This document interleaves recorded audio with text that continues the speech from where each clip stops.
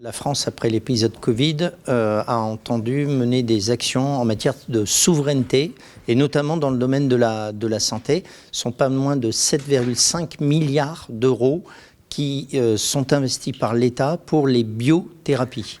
Et la Bourgogne-Franche-Comté, elle a des atouts dans ce cadre-là, puisqu'il y a 500 entreprises dans le domaine de la santé, 50 qui sont tout spécialement actives dans le domaine des biothérapies. Sur les appels à projets de France 2030, 18 ont été gagnés par des entreprises de Bourgogne-Franche-Comté.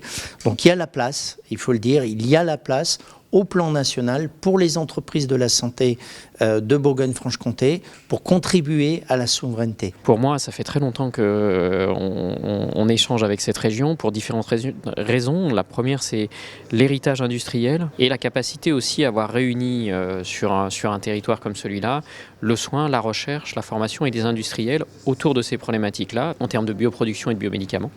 Et donc voilà pourquoi effectivement c'est important de continuer à soutenir cette région. Aujourd'hui, il y a un enjeu national de reconquérir une souveraineté au niveau des médicaments. Nous pouvons, dans cette région, contribuer à cette souveraineté. Simplement, à ce stade-là, nos forces sont un peu dispersées.